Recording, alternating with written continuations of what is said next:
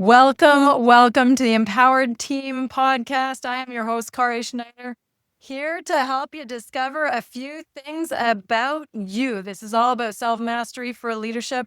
And today, I'm going to help you take a look at feelings in business. What? Yeah, business is emotional.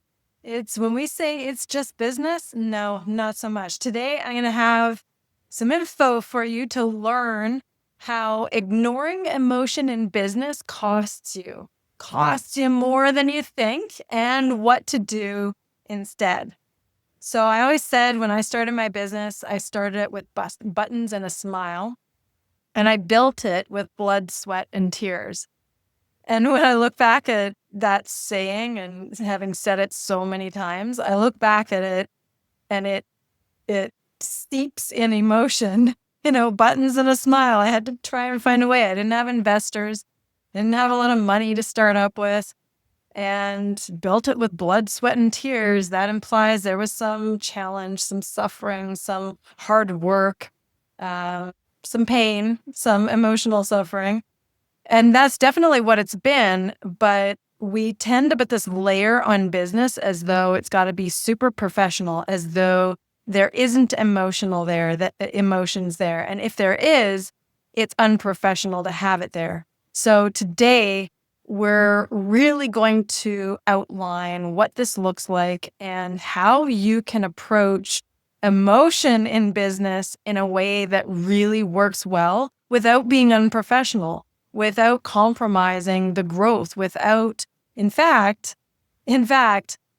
with adding more productivity, more connection, and more of what you really, really want in your business. So I said blood, sweat, and tears and started it with buttons and a smile. And I can remember very clearly when I opened my business, I had a grand opening. This is back in the beginning of 2006. I'd been getting everything launched and started at the end of 2005. And in the beginning of 2006, I had a grand opening. And this is before a lot of social media. I just spread the word in the area, and I had this 6,000 square foot space that I was opening. And I basically did it with the help of a few peers and a couple people who were working for me. And it was a very small group of us who were getting everything together. We had built a climbing wall. I had a whole bunch of equipment custom made. I had all kinds of contacts that I was looking to support and help with the opening of this business. But I didn't know if people were going to get the concept. I didn't know if people were going to be receptive. I didn't know if there was going to be business walking through the doors. And when I had that grand opening, I was afraid. I was so busy and so focused, but I was afraid. What if people don't show up? So the focus was an emotional state. The vision that I had that was my future vision was part of an emotional state. The fear I had of people's rejection was an emotional state. The joy and fulfillment I was getting out of trying to see my vision through to help other people was an emotional state. There was so much going on. Business is an emotional thing. The drive, the desire for success is an emotional state. Desire is an emotional state. Failure ends up being an emotional state. There is so many things that is not just about metrics. It is not just about the bottom line. It is not about a product. It is about human beings having an emotional state. So when we say it's just business, why does it feel so emotional? That's why. Because there are emotional states driving our actions. There are emotional states that we're afraid of, and that's what also drives our actions. There are desires and things we're trying to gain, emotional states we're trying to gain from the physical things we think we're going to get from the business, whether it is a new product, money, whatever that is. We're looking to feel a certain way when we have that. So why does this matter right now?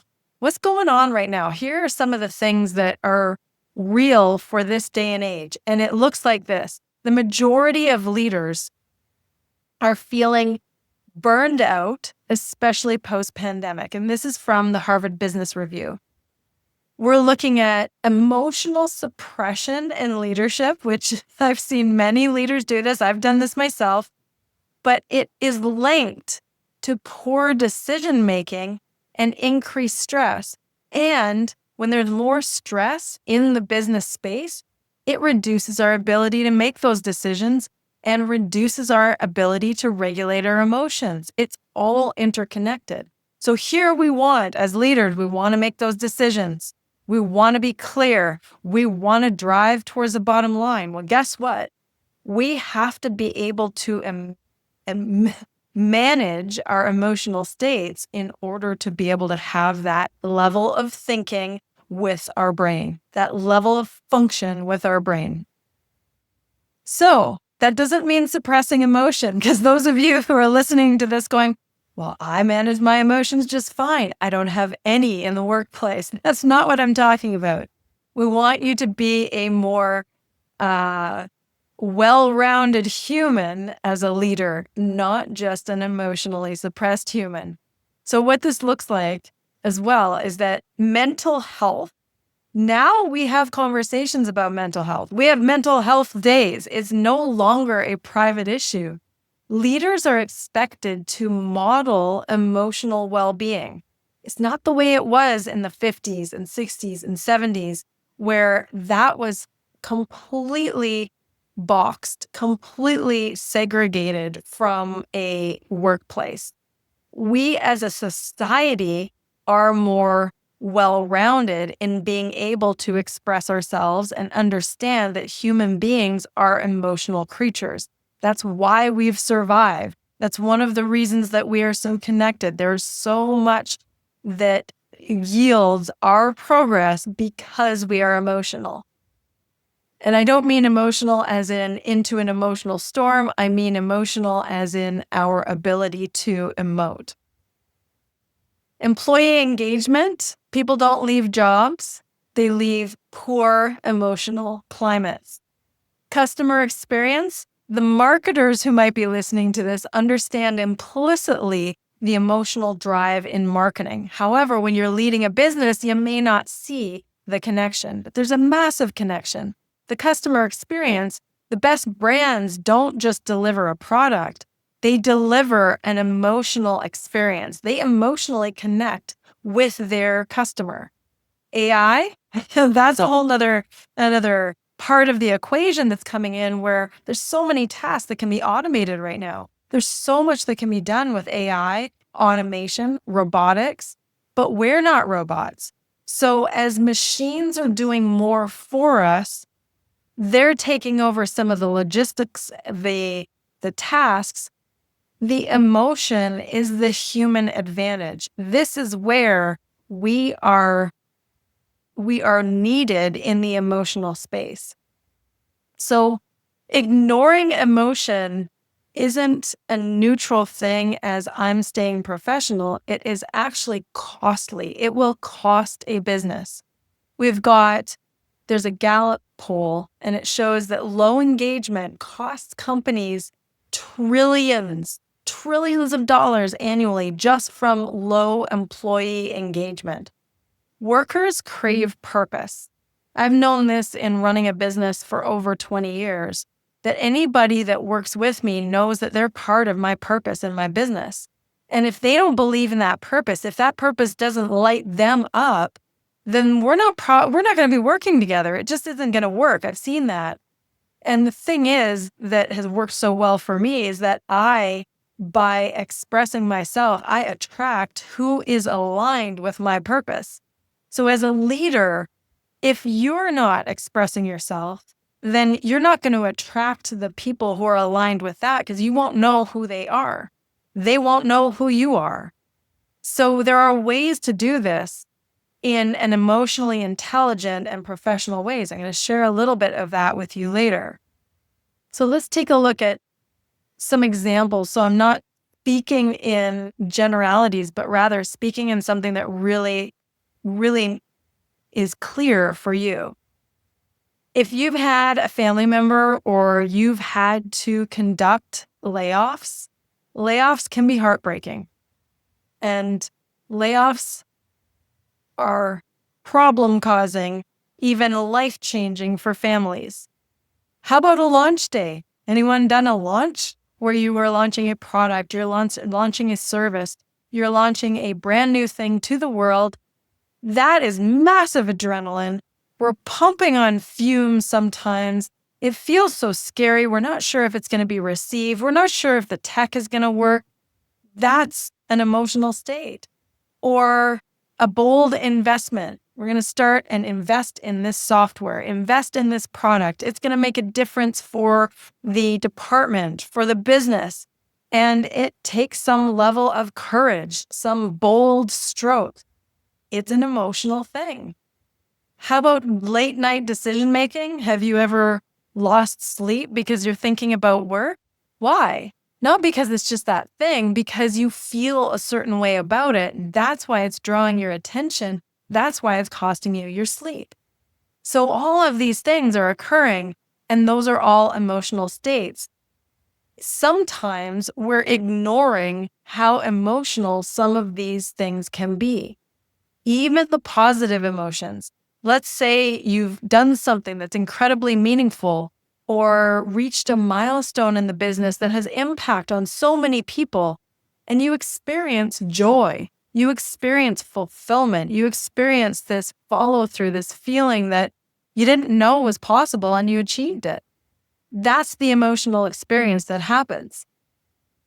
If we look at high emotion cultures, they create greater trust, recognition, and inclusion. They drive retention. They drive innovation. These are the things that really keep businesses going and keep them connected with society, connected with their customers. For the customer themselves, Harvard Business Review found that emotionally connected customers are 50% more valuable on a lifetime metric. When companies are looking at the value of their customers, they're looking at the lifetime value of a customer. Well, they're 50% more valuable when they're emotionally connected with the company, with the service provider, whatever it is. Brand loyalty, like we talked about in marketing, it's emotionally driven. People have to feel a certain way with that brand to want it. Emotional storytelling, you've seen that over and over in marketing. You see a Coke commercial, you see a car commercial, gives you goosebumps, makes you laugh. It's an emotional storytelling feature of branding, of marketing. AI, we're the emotional intelligence. AI is not the emotional intelligence, it's a form of intelligence, but the demand, and this is a McKinsey prediction, the demand for emotional social skills is growing. And the prediction is growing by 24% by the year 2030. That's a prediction. Do we know that for a fact? No. But that's what's being predicted with this massive influx of AI-generated tools. So what becomes more valuable is the emotional social skills. So every one of these moments shapes our business journey, and yet we rarely name them or validate them, like joy or fear or pressure or excitement. When we're naming and we are understanding them, that helps elevate our emotional intelligence and then yields more of that innovation and not having any turnover in your business. So we want to debunk that myth of it's just business. And I remember it very clearly. I was buying a business from my father, and he had let it go for a long time, but it had been a real spark of joy and for him for a long time. And then he just couldn't keep going with it the way he had in the past. And I came in to buy it, and he had offered to sell it for a really long time. But then when push came to shove of doing the deal, he was backing out in multiple different ways. And he wasn't backing out exactly of the deal. He just kept tweaking it and changing it. And finally, I called it. I just was going to back out. I was going to not do the deal at all. And he looked at me so coldly when we were going through this and said, "It's just business." He was so hard and so cold. And I paused and I looked at him and I said, "No." I said, it can be business and that's fine, but our relationship is more important than having this impact our relationship. So if this is going to impact our relationship in this way, I'm not going to be a part of it, because I can see how the emotional impact was potentially going to damage him or his view of me and my view of him and our connection. And our father-daughter relationship, I didn't think was going to be strong enough to endure that. Now, eventually we worked through it and I did buy the business, but it was that moment of him being so cold and so detached and willing to really risk a rift in our relationship because he wanted to go into that zone of it just being business. And that's not what it is anymore. It's a myth. And for his generation and for his years and wisdom of business, that's what it was for him. And I saw how that impacted employees that he had over the years, because that's the way it used to be done. And that's just not how it's done anymore, for the benefit of the company, for the benefit of the leaders, and for the benefit of the employees. Think about how a logical firing might haunt the emotional leader. I've seen it in my clients. But what this phrase does when we're saying this is just business, it's just business, it's masking emotional harm. It causes detachment. And that's not going to do us well. Remember how I said when we are emotionally stuck, we're not able to access all parts of our brain. When leaders are saying something like it's just business, it's often a way to avoid accountability or difficult conversations. That's not what we want in leadership anymore. We can have the emotional experience of a difficult conversation. We can endure that. We can be accountable for what we're doing, how we're feeling, what we're saying. That's all part of the experience. We're not going to emotionally detach by putting it into the container of it's just business. And then that gives me carte blanche to treat people a certain way. I don't think so. No way. Real decisions, layoffs, funding, hiring, firing, all of those things carry massive emotional weight. Denying that does any leader, from a employee, a manager, a CEO, a founder, that attitude does any leader a disservice. So here's what we do. This is how we own it. This is how we own our emotional states before it owns us. We use emotion as a strategy.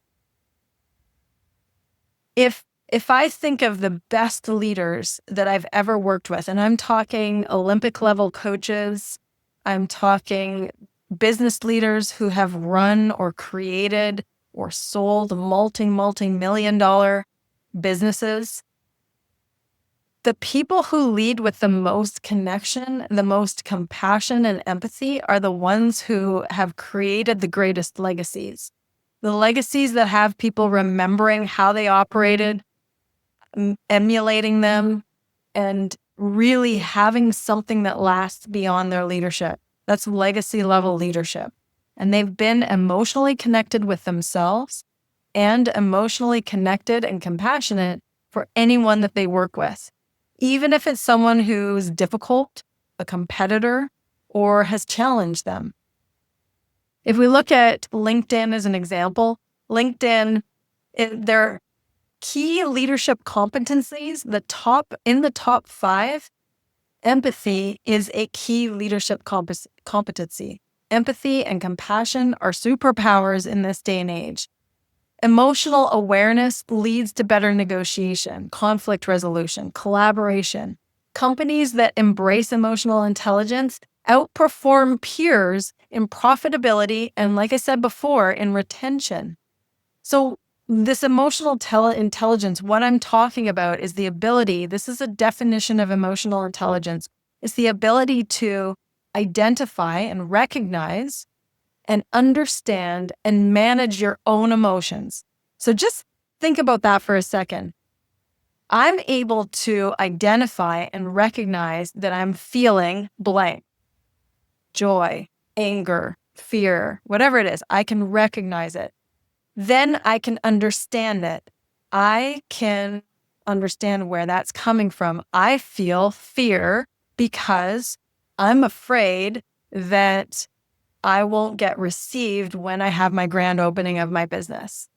And then being able to manage that. So recognize, understand, and manage how I was feeling. How did I manage it at the time?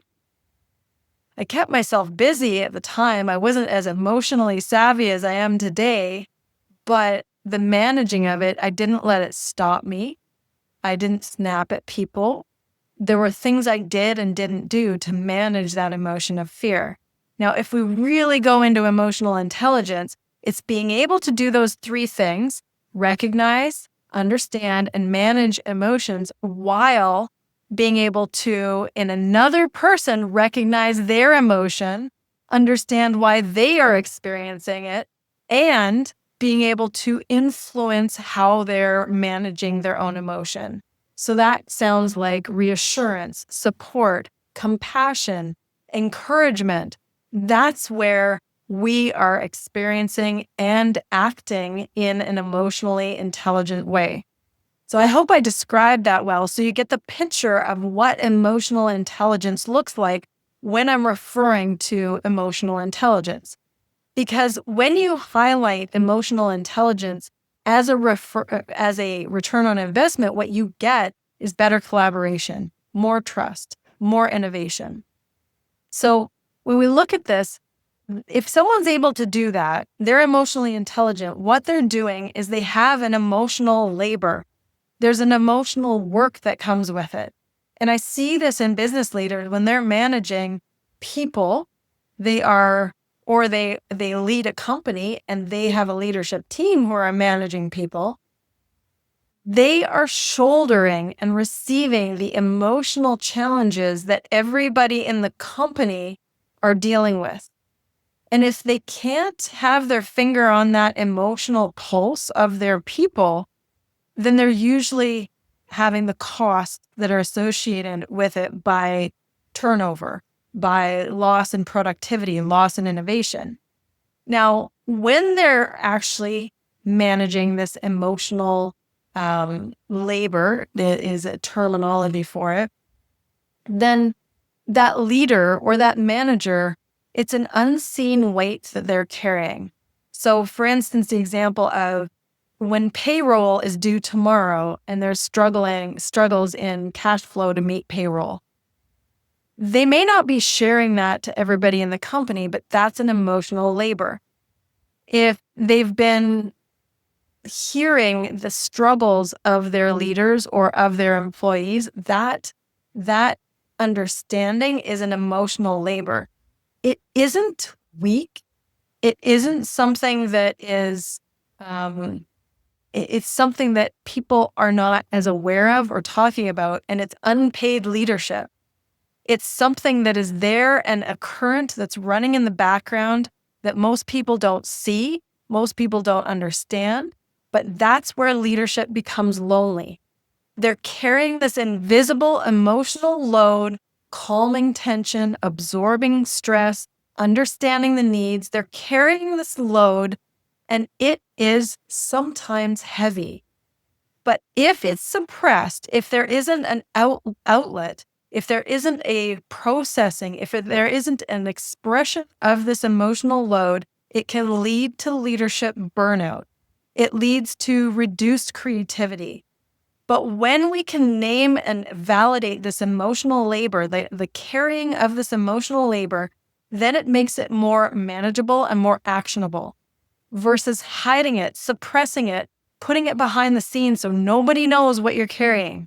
But when you're in it together and people have named it and understand it, then that's when there isn't such burnout, such suppression, such load of the emotional burden.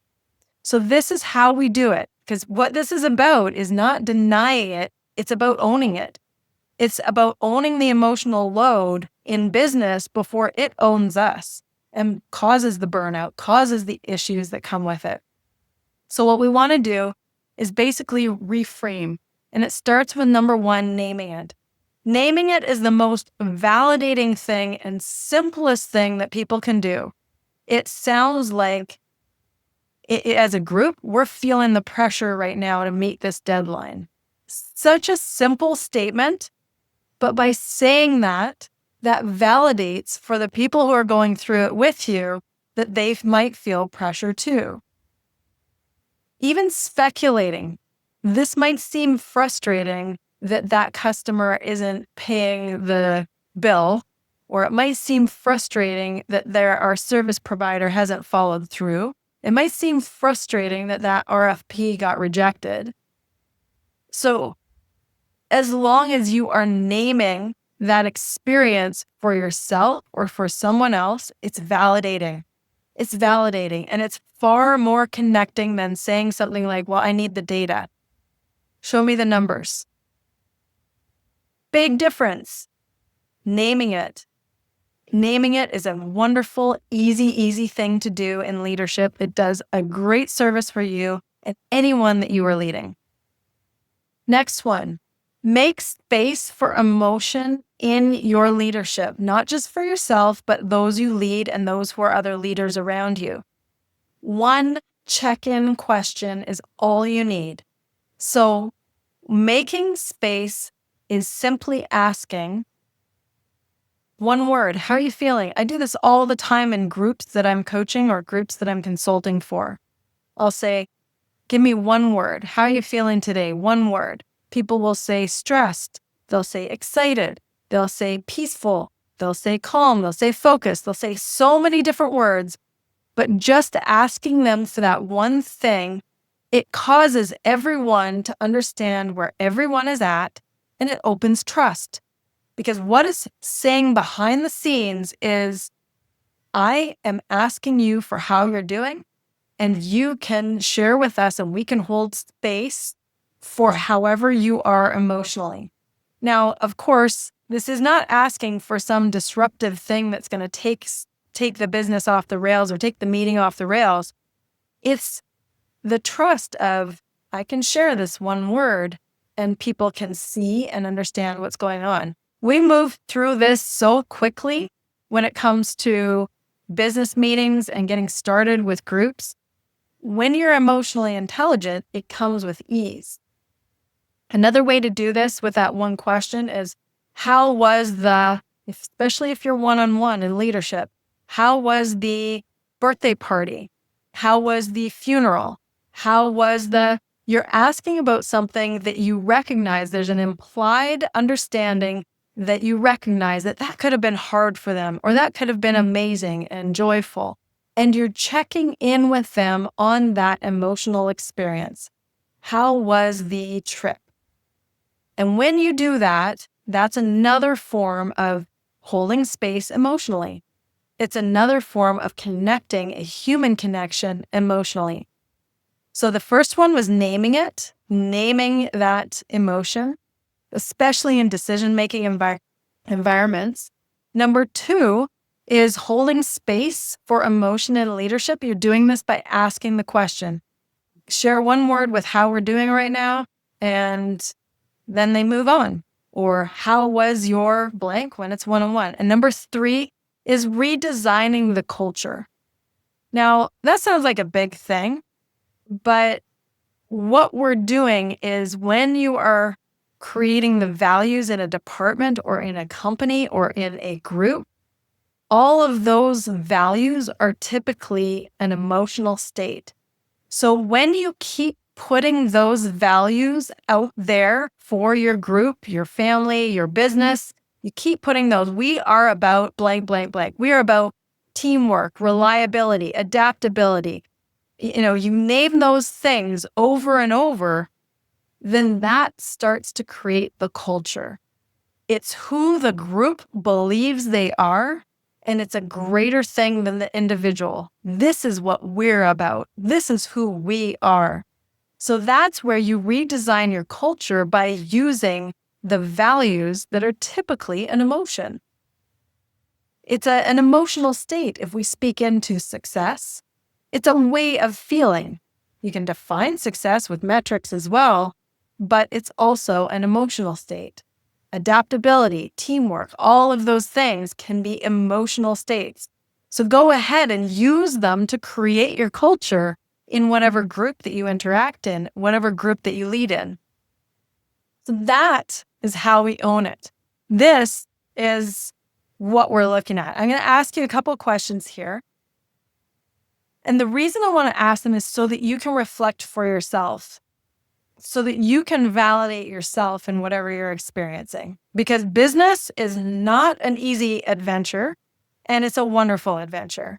Business, I believe, solves the problems of the world. Business is here to fill those gaps where there's a need, solve those problems, and that creates a better space in the world. That's how I like to support business. Now, I know there's plenty of businesses that you might not agree with, but that's how I like to support the businesses in the world and have a positive impact. That's what I like to see in business. So, what is the emotional labor you're carrying right now? What's the load, that emotional labor that you're carrying? Is it worry over the next quarter? Is it change? Is it so much excitement you don't know how to take the next steps because you're not sure where to go? What is the emotional labor that you're carrying right now? And true to this topic in this podcast, where are you pretending that it's just business? It's just business. Giving yourself the permission to avoid, giving yourself the permission to detach. Where are you looking at it as, oh, this is just the way it is. This is how it has to be. I've got to suffer on. Stop lying to yourself. Start to own it before that thing that you're avoiding owns you. That's not what we want. And last question, what are you ready to express or release to prevent the emotion from owning you? What is it? Is it a problem? Is it a way of being? Like I used to worry in the beginning of my business. I let that go. It was costing me my own energy. So what are you ready to express or process or let go of to prevent the emotion from owning you? What does that look like? All right, everyone. Feelings drive business. It's all around every aspect of business. Let's own it, not as a liability, but as true leadership, as true powerful leadership. It's who you are. If you know a leader who needs to hear this, send it their way. Let's change how we lead so it really helps everyone. All right, everybody. You are empowered. Take care of yourself. Take care of others. Take action. And keep being up to those great things. Have a wonderful week.